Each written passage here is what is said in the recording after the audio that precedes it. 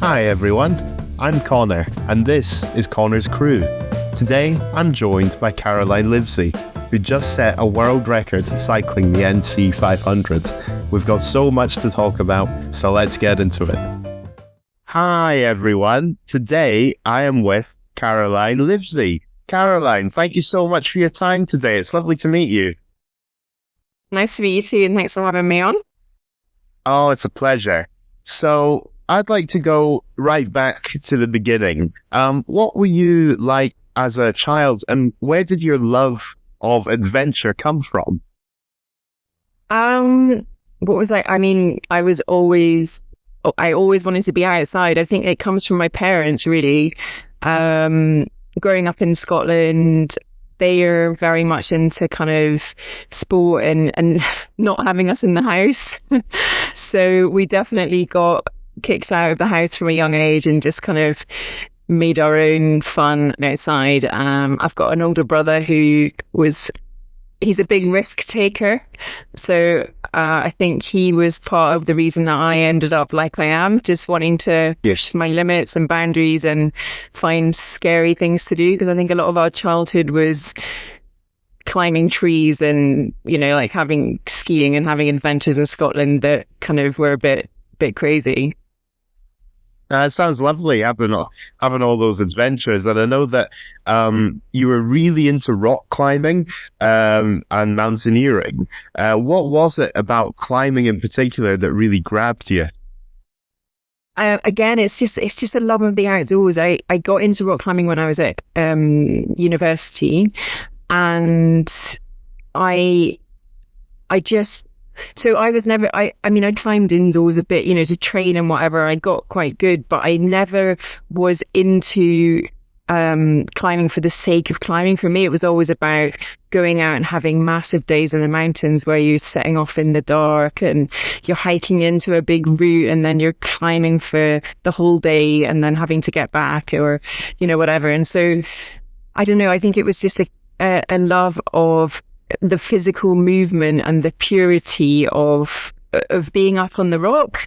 And I think part of what I've always looked for when I've been looking for adventures is just getting away from people. Yeah. And getting up on rock, on cliffs, really high up above a valley floor somewhere, it gives you this sense of adventure, this sense of exploration. There's nobody else around. It's just you. You've got to rely entirely on yourself. You've got to make good decisions. And it's risky and scary. And I think for me, that was always a big pull was the risk taking. Well, when you've been rock climbing, you've been to lots of different places. Are there any memories in particular from your climbing that really stick with you? I was so lucky because after I left university, I had this sponsorship from the army. So I was joining the army after university, and they agreed. I sort of pitched to them that I could go on this rock climbing expedition between leaving university and starting my officer training at Sandhurst. And they, I don't know why, but they agreed to let me go off on this expedition and help me pay for it. So I ended up on this expedition called Hot Rock in an overland truck driving from the sort of Kenya down into the bottom of Africa, and then all the way we shipped the truck over to Argentina, and we drove all the way from Argentina, from Ushuaia at the bottom of Argentina, all the way up to Santiago. And all of that 6 months were just rock climbing, like expedition rock climbing, doing routes that had never been done before, setting up guidebooks in parts of the world where people had never climbed or had not been to that particular rock face. And there were a lot of failures. There were a lot of times we turned up somewhere and it looked great, and you'd get up on the rock and it would be flaky, or it'd be dangerous, or it'd be too wet, or too much vegetation, or in Africa quite often it was baboons. You don't want to climb up through a baboon colony because that's really quite dangerous. But yeah, I think that was the highlight for me of that time of my life, doing exploration, rock climbing in crazy parts of the world. I went to the Sinai as well and climbed there with sort of Bedouin people looking after us and camels to take our kit up into the mountains. And just like, for me, it felt like really high risk climbing rocks that had not been climbed before with friends from all over the world. And I suppose that would be the highlight and also part of the whole adventure story for me. That's so exciting. And looking back on your time doing rock climbing, what did climbing teach you that you use in endurance sports today? Oh, masses. I think actually it was really formative for me because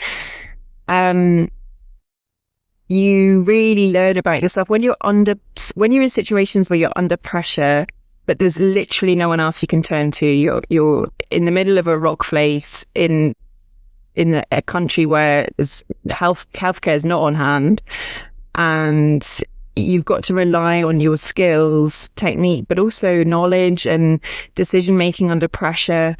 If you get really scared rock climbing and you start shaking, or you lose the ability to think clearly, then obviously it impacts everything you're doing. So you've got to stay really calm under pressure and manage those decisions well. And it's an incredible sport for that. It really does teach people a lot about themselves. And then, I think people think endurance sports, if they've not done it, they don't realize how mentally driven that is. It really is 80% about what you're thinking about and how you're managing the pain in that endurance situation. So yeah, it taught me a lot for sure. Sounds like you learned a lot from your climbing experiences then. So next, I'd like to ask you about your time in the army. So you joined the Royal Engineers in 2003 and eventually became a major. What made you want to join the army in the first place? So I had always wanted to be an engineer, and I studied civil engineering at university, and I knew that I didn't want to go straight from university into industry. I didn't want to be strange to an environment where the main sort of driver was money. For me, I wanted engineering to be about the engineering and about solving problems, being logical, and not having everything at your fingertips where someone's giving you a massive budget or whatever and you're trying to make money for a client. For me, it was always about, problem solving and the grassroots of engineering. And I had done some sort of military stuff at school, and I kind of felt like the military would give me the ability to do sport, travel, and be an engineer in that sort of environment where money wasn't the only thing. And also the army then sponsored me for university. So that was really key to me to have that financial support at university. It meant that I could go away to America for one of my years at university, which was amazing.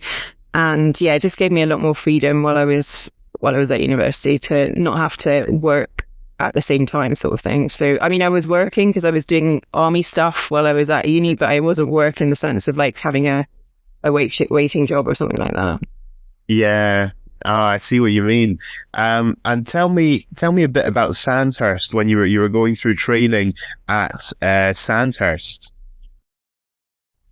Well, I got to Sandhurst shortly after I'd finished that rock climbing expedition. I literally was in Chile in a tent. I'd been living in a tent for 6 months with a bunch of climbers, and the only thing I had to worry about was like where my next laundry would get done, in a week's time, and just enjoying ourselves in rock climbing. And I went from that into Sandhurst, literally flew home. I think I had a couple of weeks turnaround and went to Sandhurst, and it was the opposite. It was every movement of your day was scheduled, and it was discipline, and there was no freedom.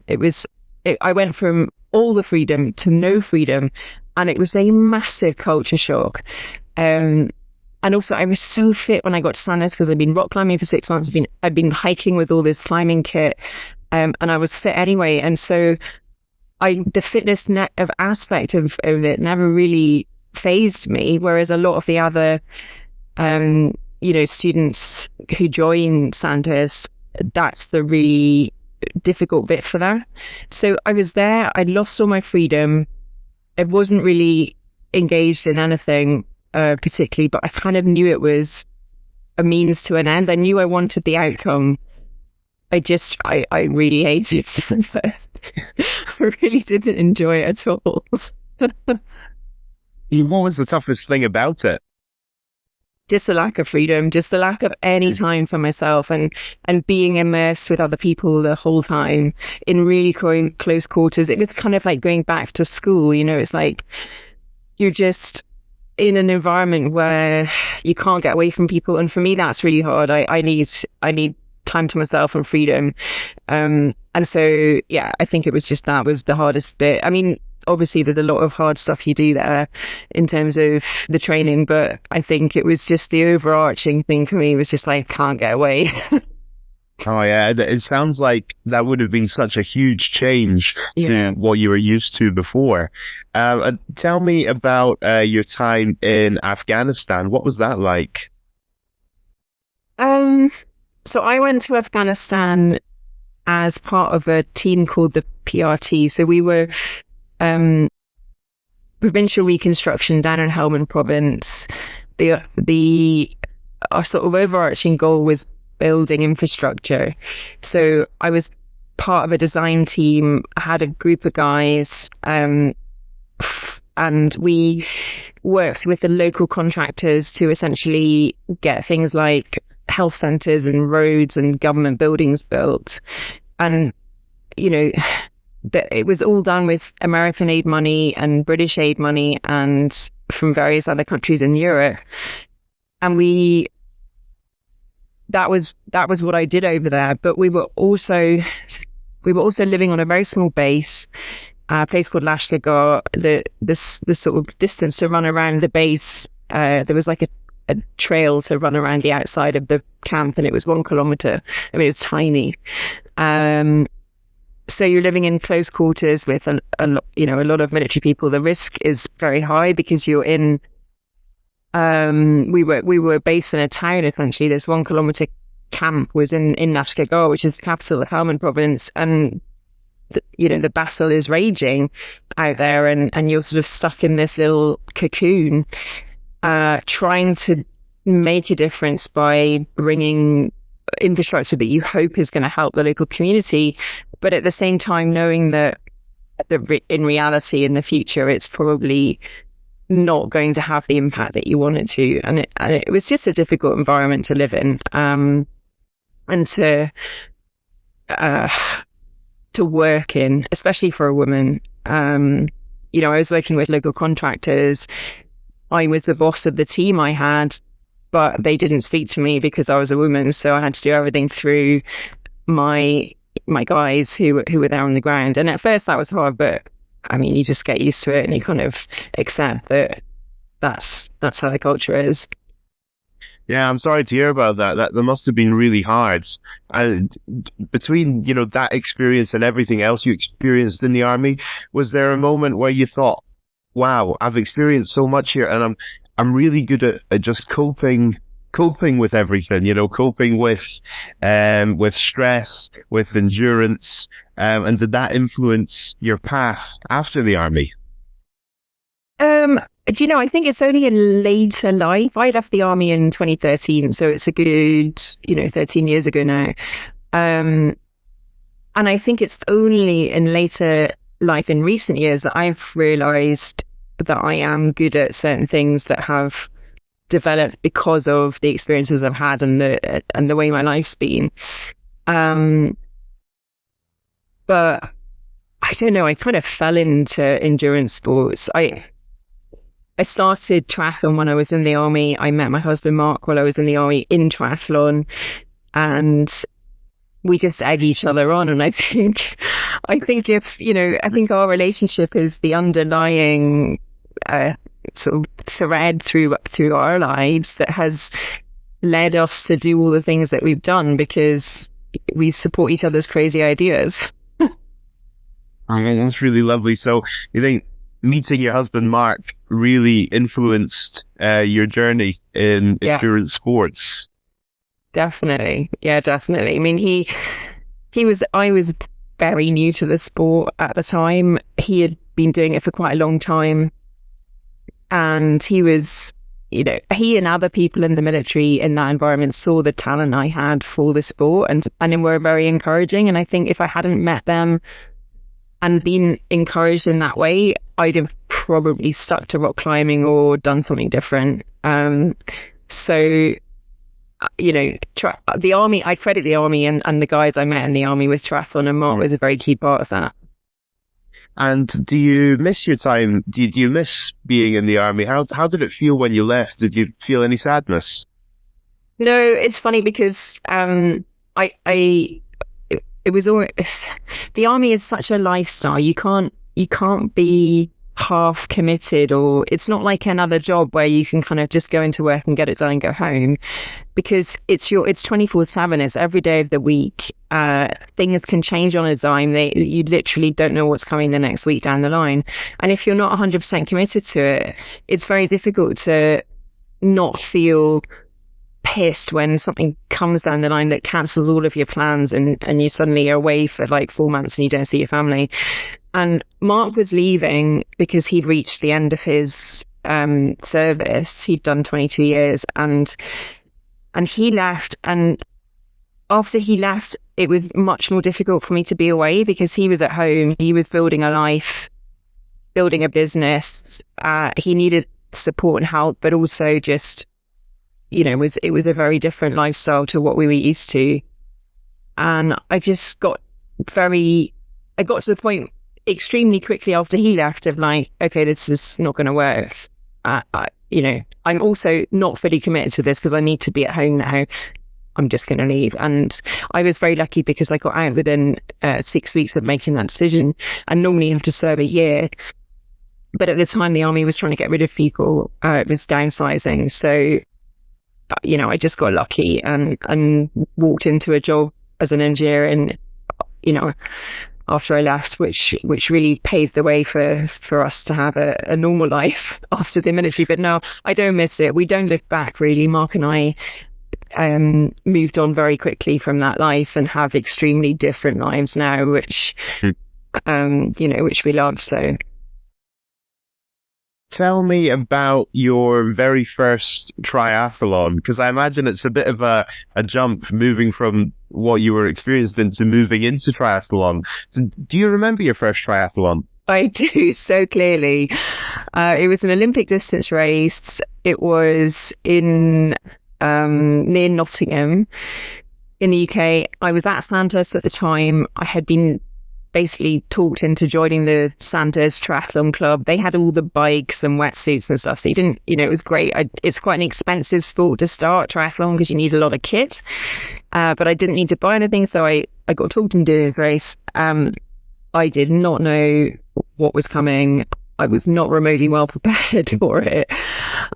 And it was, I think I sort of, I didn't know what happened after it. I was just really, it was an Olympic distance, but it felt like it went on and on and on forever. And I think the swim was the thing that I found the hardest because I'd never swum in open water at that point. I just kind of got thrown into this lake and it was dark and I couldn't see and it was all just very, very new. But I loved it. And so I suppose that was the springboard. And at what point did you realize, oh, I could be very good at this? I'm really enjoying this. Was there a moment where you thought, this is what I want to do? It happened quite gradually for me, really, because that was 2003 that I did my first triathlon, but I didn't turn professional until 2015. And between those two times, because I had my military life going on and there wasn't a lot of time where I could have consistent training, I got pretty good within the sort of army circles. I was army champion and in services, but I never did sort of long course or really found my way into being good enough to turn pro until I left the army. And then once I left the army and could train consistently was when I started wanting to put more into it, essentially. Mm-hmm. And from doing that first triathlon to then doing the triathlons after, you progressed really quickly. That's what I think. You progressed really quickly. And did you ever imagine that you would progress so quickly over the years? Not really. I think I started it for fun. I never started with a performance objective. But that's the kind of person I am. I don't like to do things half-heartedly, and I love training. I love riding my bike. I love swimming. I love running. I love going to the gym. It's something I need in my life every day. I literally can't have a day without exercise unless I'm really tired and I need a rest day, and that happens quite often. But otherwise I get up in the morning and I'm like, what am I doing today? It has to be exercise. So it was always going to be something that I ended up taking quite seriously, I think. Yeah. And I'd like to ask you about the Ironman now. So tell me about your first Ironman and how did that feel? It's quite a funny story. So I was in Afghanistan.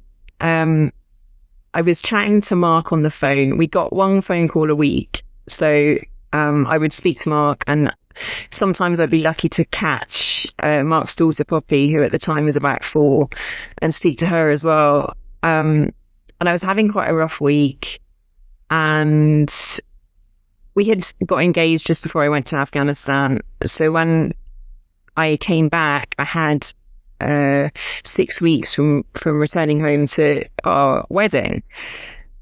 But we'd always said, right, I've just come back home from Afghanistan. At that point, we'd always said we won't have a honeymoon. We'll go to Scotland, to Tyree, because at the time we lived in Yorkshire, and Tyree's somewhere I visited since I was a child. It's in my bones. It's a very special place for me. So we went to Tyree, but Mark on this particular call when I was in Afghanistan said to me, well, how do you feel about going to Mexico in December after the kind of and having a sort of second honeymoon?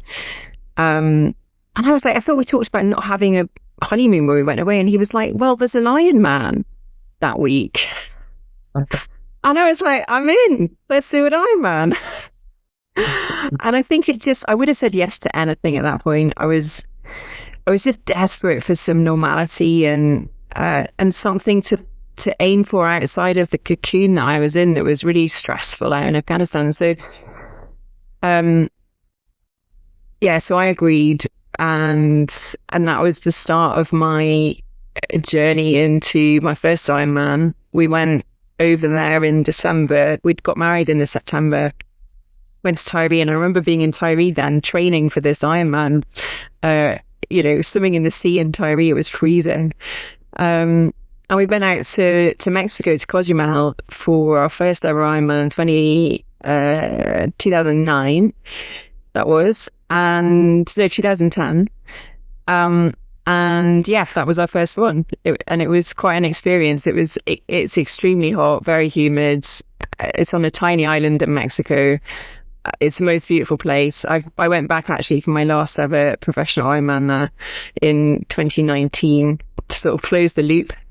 And I had quite a good performance on that first ever triathlon for somebody that had, basically not done an awful lot of training for it, given that I'd been where I'd been. And that was when I sort of thought, this is where my real talent lies, is really long stuff. That's amazing. And I know you mentioned that you've worked as an engineer, and while you've been training and racing, you were also working as an engineer. Why was it important to you to continue with engineering and not give up engineering? Well, eventually I did. I mean, after I turned professional, I was still working full time, and I had a really amazing job with a company in Harrogate. And I was a geotechnical design engineer, so I was pretty busy with that. And after a time, I thought, okay, maybe if I went down to like a 4.5 day week. So I had 1 day a week where I had a half day, and I could do a midweek big training session, and it would enhance my, my goals. And so I did that. And actually that worked really well because it was kind of enough of a balance to have. Otherwise, triathlon is a very individual sport. It's not like a team sport where you've got all your teammates around you and a group of people that you're doing it with. It's very individual. And I'm lucky that I've got Mark and we can train a bit together, but we didn't do all our training together. And so I think if you're not working and you're just a professional athlete, it's very all encompassing and it gets quite toxic in some ways. And actually having a full-time job meant I had to rest, so I could only train around that, and I had to sit at my desk and rest during the day, and it was a nice balance. And I love engineering, so. And you mentioned that eventually you did become a fully professional athlete and doing that entirely. Was there a moment where you thought, right, now I am officially an elite athlete? Was there a moment where you thought, this is who I am now, or was that gradual? It was gradual, and even though I stopped working full time, I had my own consultancy, and I was still doing quite a lot of work, so I was never not working. I never made enough money out of triathlon to not work. There's not a lot of money in triathlon. But yeah, what happened was we moved to Mallorca, and one of the reasons that we did that was because I was the victim of an assault when I was in Yorkshire. I was out on my bike. A guy attacked me. It was like a road rage incident. He essentially kind of rugby tackled me off my bike, and I broke my pelvis in that crash. That was 2017, and that was at this point in my career with triathlon.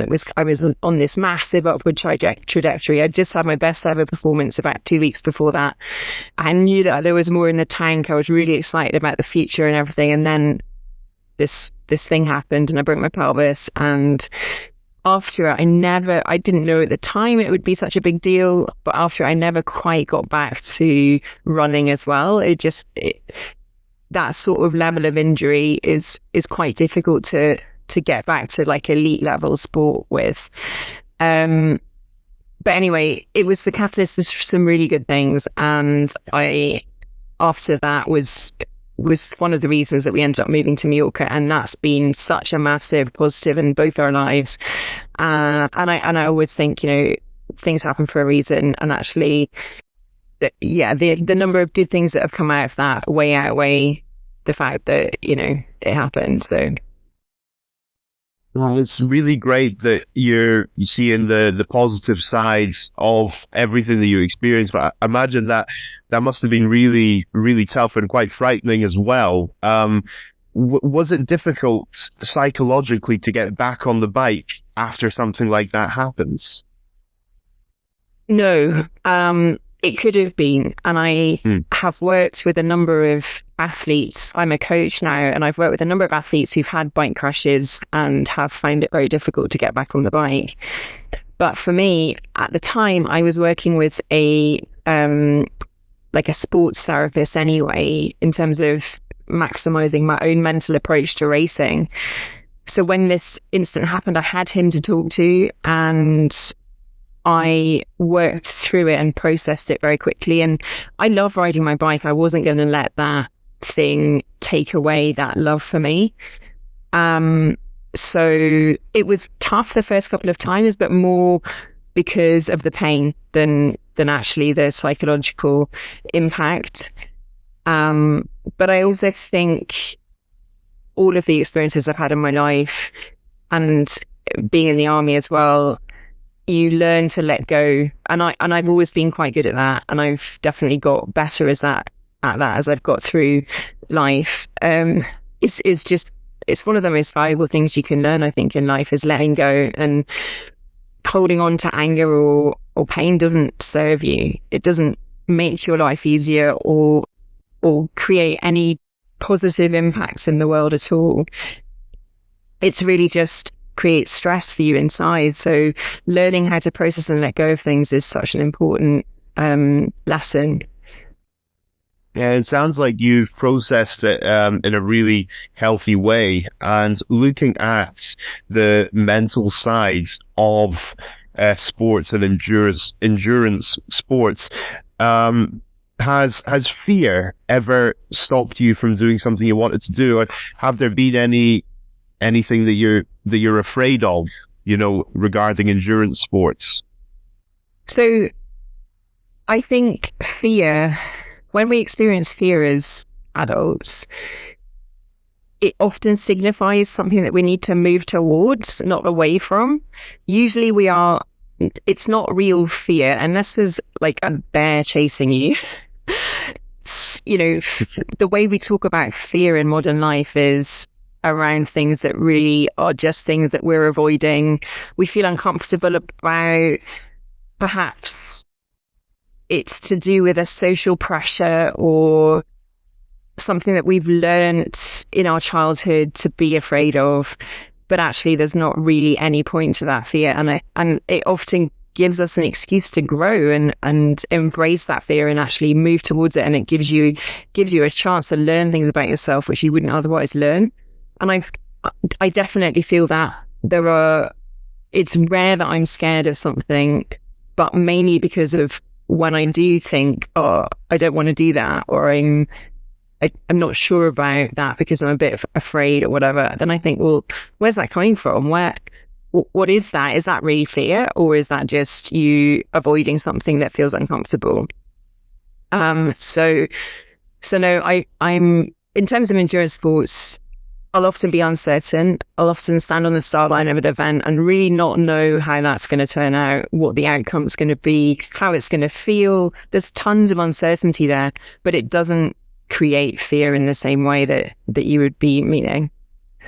I see what you mean. It sounds like you're quite good at examining your thoughts, examining your feelings, and thinking, well, why is this happening? And then just asking yourself why, questioning it, and thinking, as you said, sometimes it's a sign to move towards it. I think you explained that really nicely.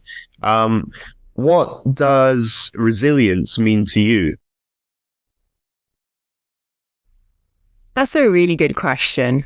And it's a word that's thrown around so much nowadays. I'm sure it means different things to different people. For me, I think it means, and it's very much things that we've talked about there, not letting things beat you down. And if you want something enough, if you want to go after something, and actually, really, it's just about enjoying life, isn't it? At the end of the day, we're all here for such a short period of time that every day is precious. And that's something that I've definitely learned through my life, through Mark and I's experiences in the army, where you lose friends and colleagues, and just through life and these sporting events and things.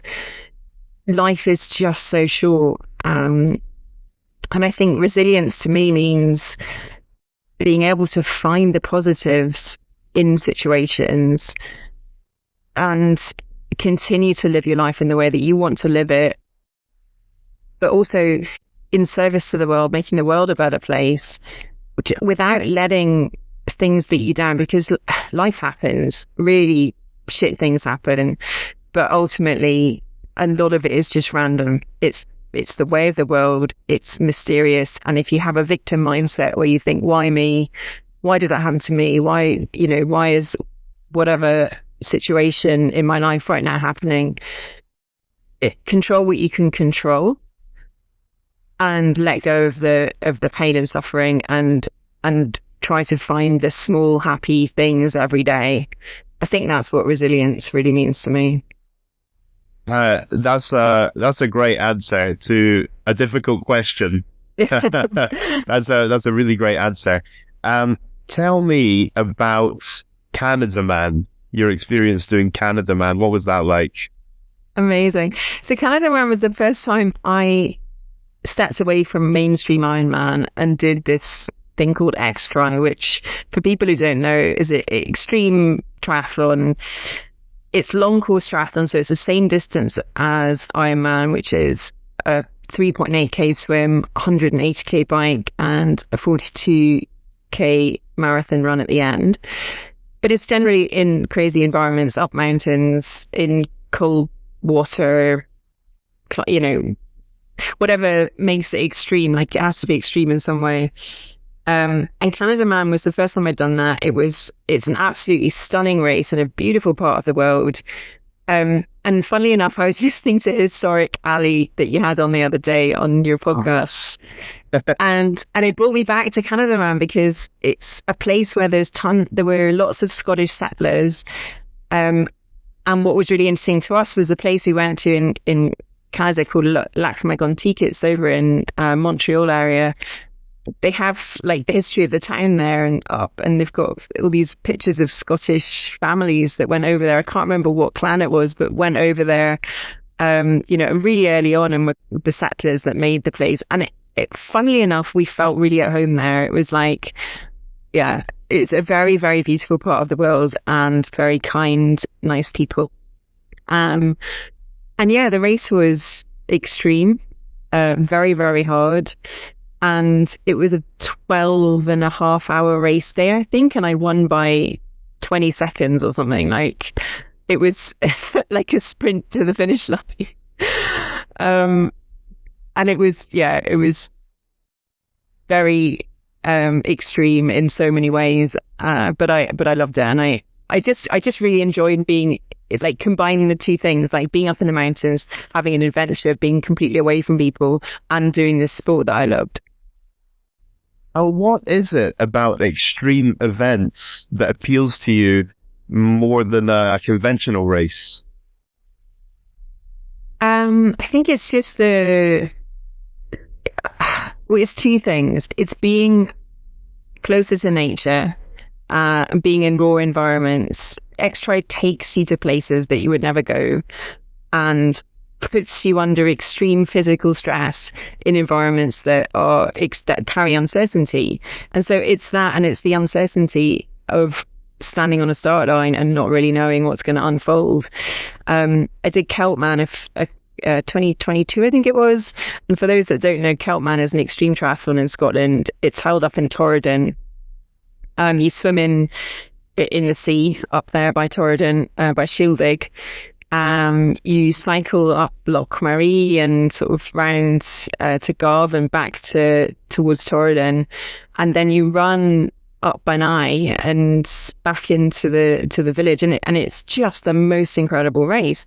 But it's so tough, and you know, you're in the Scottish Highlands. It's probably one of the most remote places you can still get to, because you know, you get to Inverness, you still got to drive for like 4 hours to get over there. And I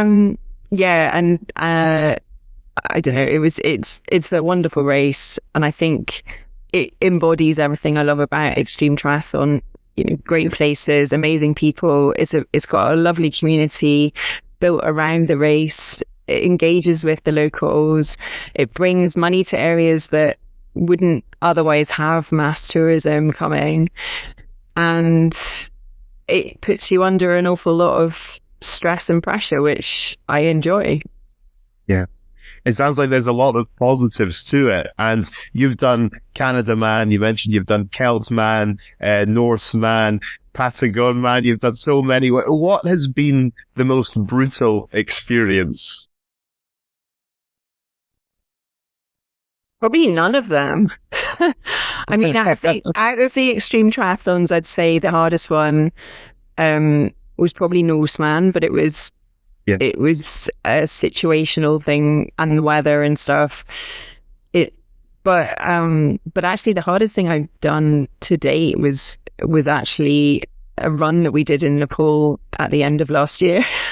Mm-hmm. Which we made a little film about. But I got very bad altitude sickness, and we tried to do this. We did do this run on the thing called the Manasi circuit, which is a trek people go and do in 2 to 3 weeks in Nepal. And we wanted to do it in 5 days. So we just put ourselves under pressure to go and do it really quickly. And ultra run it instead of hiking it. And it was amazing, but I did get bad altitude sickness. Oh, that sounds very challenging. I can imagine that would have been very challenging indeed.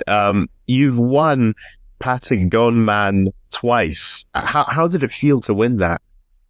That's an amazing race. I think that is the best triathlon race that I've done, and probably one of the best in the world. And I think if people like triathlon, it's something they've got to go and do.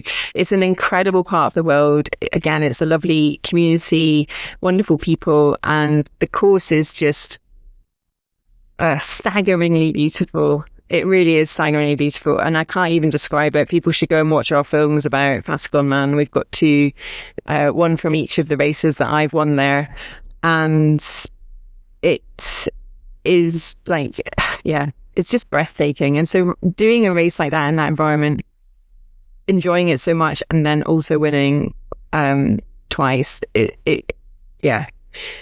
People ask me why I went back, because the first one was so perfect. But I kind of liken it to watching a film. You know, when you watch a really good film and you love it, it's great, but there's a lot of things that you miss. And when you go and watch it again, you're like, oh, I didn't notice that the first time. Or you can enjoy it more because you're not worried about the outcome. You're like looking at all different things. And I think it was like that. Well, the second time we went down to Chile, it was actually the third time because Mark had raced it as well. So it was the third time we'd been there. It was the second time I was racing. And I just got to really experience that. I was much more present in what I was doing than I had been the first time, because it was quite familiar, but there were also loads of things that I knew that I wanted to experience more and be in the moment more for than I had the first time. I really love that analogy of watching a film again and then picking up on different things, because you're not focused on the outcome, living in the moment. I think that's a really lovely message. You have competed for Team GB at the Gravel World Championships. What's it feel like to represent your country? Well, this is the funny thing, because I've kind of had a second elite career in sport, which I never expected. We, and I've always been quite a good cyclist. It was one of my strongest things with triathlon. But I hated off-road riding. I always stuck to the road. And then we actually went to Costa Rica just after COVID. Lockdown looked like it might come back in Europe. It was 2021. We live in Mallorca, and lockdown here was horrendous. It was literally, you weren't allowed out of the house. You couldn't even go out exercising during lockdown. And we just didn't want to be in that situation again. It was awful. So we looked, January 2021, we looked on a Google search, where in the world doesn't have any lockdown at the moment. And there were like 2 countries we could go to. In fact, one was Afghanistan. We're like, well, we're not going there. And the other was Costa Rica. So we went to Costa Rica, but it's mainly off-road riding. I very luckily was sent a gravel bike by Orbea, who are our sponsor. And it was the first gravel bike they'd had. It was the first time gravel had really been talked about as a thing. And we went to Costa Rica, and it was the first time I'd experienced it. We rode across Costa Rica in 2 days. As a challenge, because, why not? And we've got a little film about that as well, which is quite fun. And it started there. And then after that, I started gravel riding. I learned to love it. I can't say that I loved it straight away, but when I did my first race on gravel, I loved that. I absolutely loved that. And so I started gravel racing 2023, and somehow managed to get quite good at it, even though I'm, getting on a bit in terms of age of being an elite cyclist. I think all the experience and years of triathlon have given me that platform to be able to still do it at that level. And it was amazing. I've been to 3 world championships now for sort of Team GB at elite level, and it's been truly a wonderful experience. Oh, that's fantastic. And you mentioned that you've made a few films as well. So tell me a bit more about them, and where can people find them?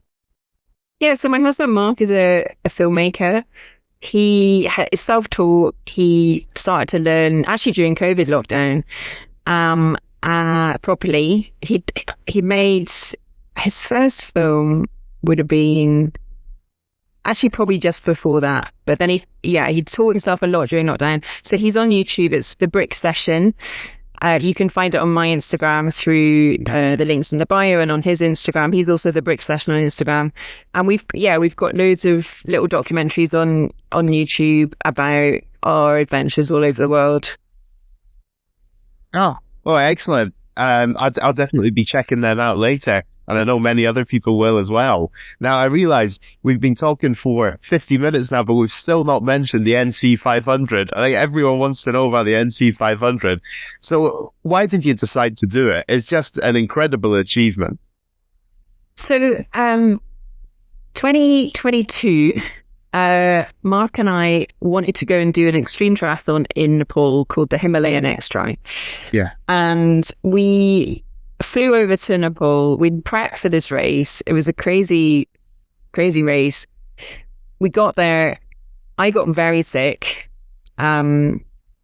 This whole story is actually in one of our films it's actually about the Norseman, the film, because it kind of tied into the Norseman. But I got stomach ulcers, which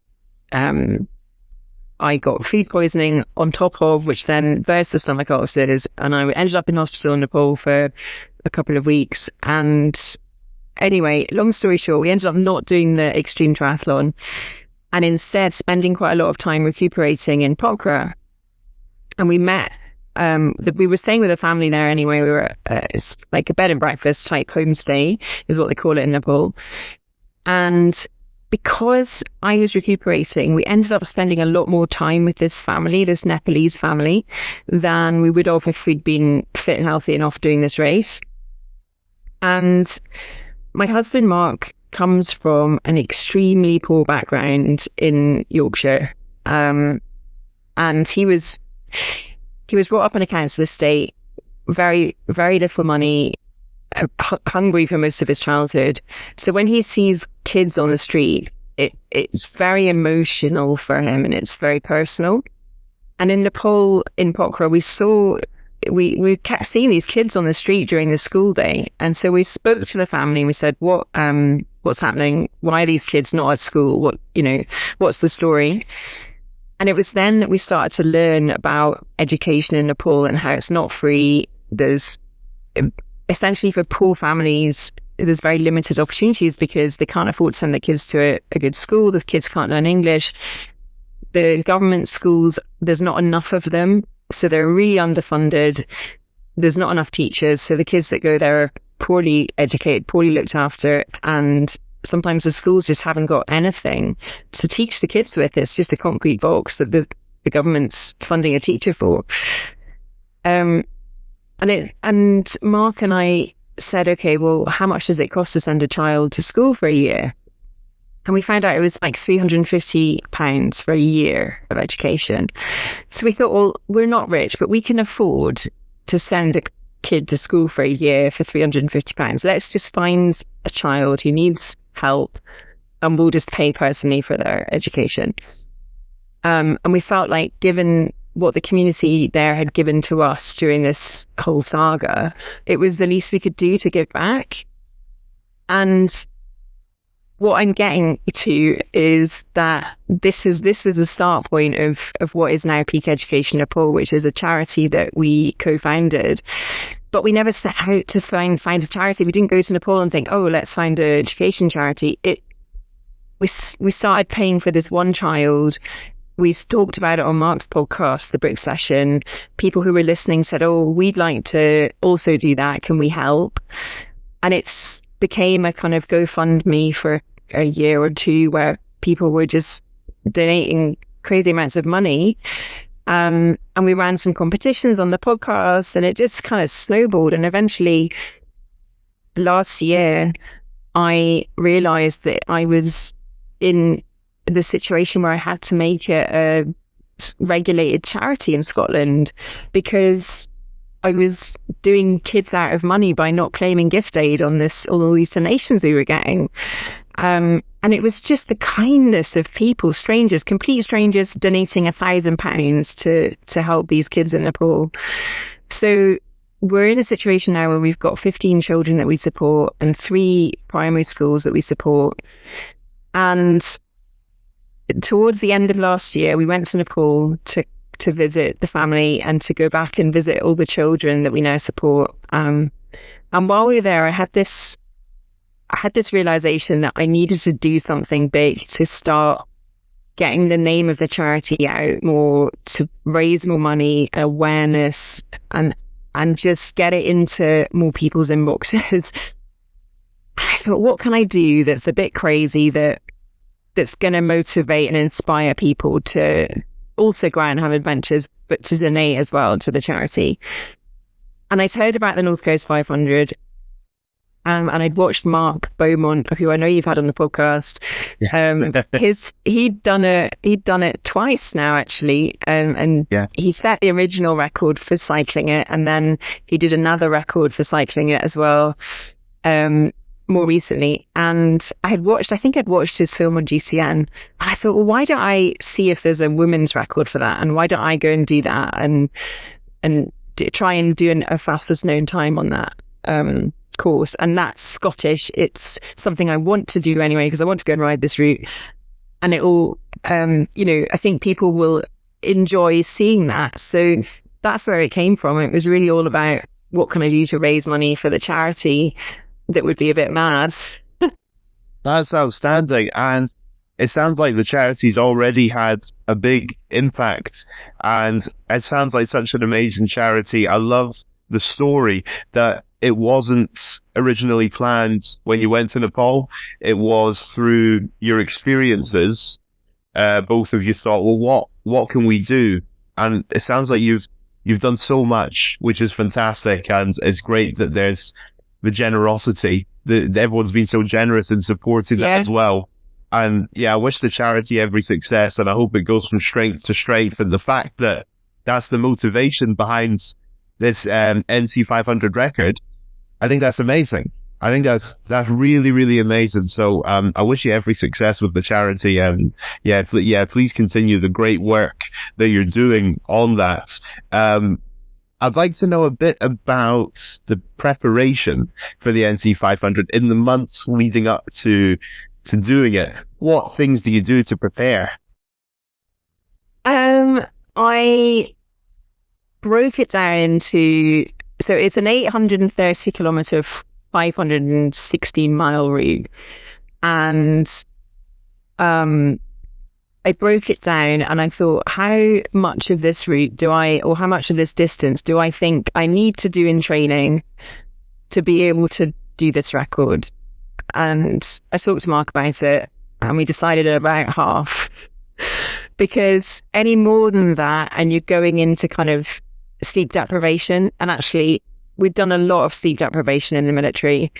We've also done some ultra cycling events with sleep deprivation, and you can't train for it. You can't get better at it. You can't, doing more of it doesn't help you. So actually it just detracts from everything. So we were like, well, half the distance will take me roughly a full day of cycling.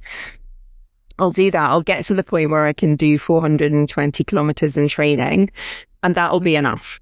I'll do that 5 weeks before the planned record date, and that will be my kind of pinnacle. So then I just worked back from there, and I built up to being able to do that distance in training, and I started at, I think 200 kilometers was my first one, and then just gradually built from there. I spent a lot of time on my triathlon, so my time trial bike, because obviously it's the fastest bike. It was the one I would be riding most of the record for. And I do remember coming back from Nepal and going out for my first hour and a half's ride on that bike, and I hadn't ridden it since the Patagon Man the year before, so it was like a whole year that I hadn't been on it. And I came back after an hour and a half and I was like, I do not know what I'm doing. This is mad. An hour and a half and I'm in so much pain, because the position is really aggressive and it requires a lot of different muscles that you don't use on your normal bike or a gravel bike. It's completely different. And I was like, I don't know if I can do this. It was really quite a scary moment.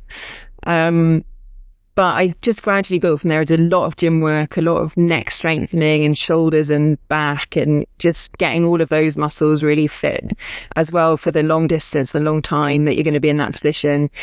And then I guess the other preparation was around nutrition. I historically have not been great with my stomach. My stomach after Nepal, after Afghanistan, it was awful. After Nepal, it was worse. And so that was a big hurdle for me, and I had to practice. And I did a lot of work with one of our sponsors, Precision Fuel and Hydration, to get that all kind of set up. And wind tunnel testing. I went in the wind tunnel at Silverstone, which was an amazing experience, on my bike, and became as aerodynamically efficient as I could. So you're basically moving as quickly as you can through the air with as little effort as possible. And I think all of those things tied together to create the environment where I could actually do this record. It's amazing. There's so many different things you did to prepare. There's just a huge range of stuff. So that's really impressive.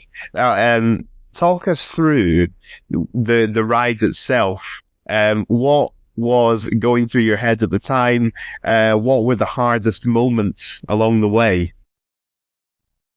The hardest thing about the North Coast 500 record was preparing for it. It wasn't even the physical training. I can do physical training all day. It was, it's just, I've got so much respect now for people who do these big records that take 2 weeks and stuff like that, because there's just so much to think about, the logistics and organization and planning. And then also all the ratification stuff that you have to do to get my record's the first Guinness World Record for that route. And so I wanted to do that. I wanted to get ratified by them. And so you've got to get people trained and tick all these boxes along the way that I just had no idea about when the idea popped into my head in Nepal. I didn't know what I was getting myself in for. And actually, the day before the record, on the Monday, all my team arrived in Inverness. We had like an Airbnb, and we all got together and had this little meeting. And I kind of dumped all of this knowledge that was in my head onto the team. It was the first time they'd all been together. I'd obviously had like Zoom calls with them and stuff, but it was the first time they'd all been there on the ground. And up until that point, I was so stressed because I just had all of this uncertainty and worry about everybody doing all these things that I knew needed to be done. And once I briefed them, it was like a 2-hour thing of just like me dumping all of my knowledge and them asking questions. I literally went upstairs, went to bed for like the day, and just trying to like get my body physically in a good place to actually do the ride. But up to that point, I'd been super stressed. Up to that point, I was like, okay, now all I have to do is ride the bike. And riding the bike is what I can do. That's fine. And actually, you get yourself into such a mindset of, I'm going to do this. I've done all the work. I've done all the preparation. Like nothing is going to stop me. That once you start it, it's not easy. It's far from easy, but mentally, you're in a completely different dimension. It's like this parallel dimension where nothing can touch you mentally. You're just going to keep suffering until it's done. Yeah. It sounds like, from what you're saying, that the hardest part was the preparation then. And knowing that you've got that entire team behind you, they're all supporting you. You think, I'm doing this. I've got to finish this. When you crossed the line and finished, what was the first thought that came into your head? Well, funnily enough, I was disappointed. Not because of I was extremely happy I'd done the record, but it was over, and it was something I'd been thinking about for 6 months, and it was such an amazing experience. Like the ride itself, I absolutely loved it. It's one of the most beautiful places on earth. We didn't have great weather. It rained a lot. It was pretty foggy, but there was no wind, which is unheard of on the North Coast 500, and that was perfect for the ride. But even with that weather, it's it is stunning. It's a really exceptional ride. And even though I'd only seen some of it, I think 300 kilometers of the ride I knew, and the rest of it I didn't know. So I was seeing it for the first time when I was riding it. But even though I was seeing it for the first time, it felt very familiar because it's sort of a combination of West Coast, highlands, the white sand beaches and the beautiful pine trees and all of the special things that Scotland has, all on this coastal route. And I wanted to do it again. I finished and I was just like, that was incredible. I was really happy. It was really cold and really wet and really tired, but all these wonderful people were there at the finish, and it was a really special moment. But at the same time, I was like, I hope I've remembered it enough, because it happened so quickly, and it's just the most amazing thing. And I think I'd like to go back and ride it slowly. I think similar to what you said before, the analogy of watching a film again, so you can pick up on the other bits. I feel like there's maybe some similarities there. For that ride, then, were there any particular moments during the ride that really stick in your memory? There's a few. Yeah, there's quite a few, and I'm lucky because Mark is making a film, and it's nearly finished, and I've seen it about 5 times now for edits. And so I kind of relived it through the film. But the danger with that is that you remember the things that are in the film and not the things that are not. And actually, some of the really special moments, he obviously didn't capture on camera because he wasn't there all the time. And they're also internal. They're things that happen in your head. And I think some of it was wildlife. I saw like at night, I saw this incredible white barn owl kind of just flying across in front of me, and deer and foxes and the Highland cows. And I love riding at night. And I don't know if you've heard of a band called Valtos, a Scottish band, who actually, they just played the Commonwealth opening ceremony.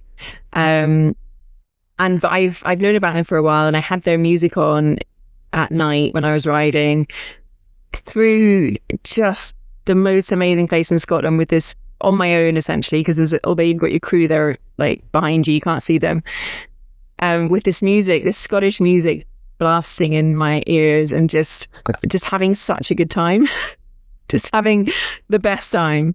I'm very, very lucky to have had that experience. And that I think that's lovely, that while you're doing the ride, you're enjoying it, and it feels like throughout everything you've done in life, that has been at the core. You're doing this because you enjoy it. I love that, and you've done so much in your life. I feel like what stood out to me is what you said earlier about life is short. You really have to make the most of your time here. You've done so much.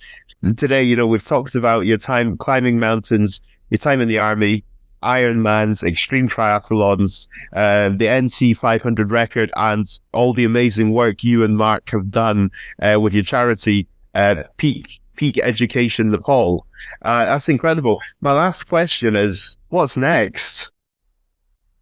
Oh, well, lots of things. I think if we didn't have a crazy plan in the oven, we wouldn't feel like we were really living. So we've always got crazy plans, but I think, well, immediately what's next is I'm coming back to Scotland on Thursday. I've got the British Gravel Championships, which is in A Forest down in Dumfries this year, which will be really exciting. And then the Scottish Gravel Championships, and I hold the Scottish Gravel title at the moment, so I'm going back to try to defend that in September. And then we're hopefully going out to Nepal at the end of the year again to visit all the kids, have some more adventures over in Nepal, and keep growing the charity. We raised an amazing amount of money from the North Coast 500. The fundraiser is still open if anybody wants to donate. They can find that on my links on my Instagram and on the Peak Education Nepal website. But we already raised so much, and I'm like literally blown away by the generosity of people. It's changed the landscape completely for us as a charity in terms of what we can do. And so I'm spending a lot of my time working for the charity, and it's all the good stuff, finding new children to support and hearing their stories and their family stories and seeing the impact that a small amount of money can have to these poor families. So yeah, I think, but yeah, and then next year, I think there'll be another record. I'm not going to go public on which one, but I think I'm going to have a go at another cycling record. Oh, that's very exciting. Well, I wish you every success with all your future adventures. It sounds like there's some really exciting stuff ahead. Caroline, thank you so much for your time today. It's been really lovely speaking with you and hearing your story. Keep up the great work. Keep being an inspiration to everyone, and keep up the great work with Peak Education Nepal. You are making the world a better place. Thank you for your time. Thanks, Conor. And that's another episode of Conor's Crew. Huge thanks to Caroline for joining me. I really enjoyed that. If you enjoyed it too, give the podcast a follow, give it a review, rate it, and share it with your friends if you think they'd like it as well. I'll see you next time. Cheers.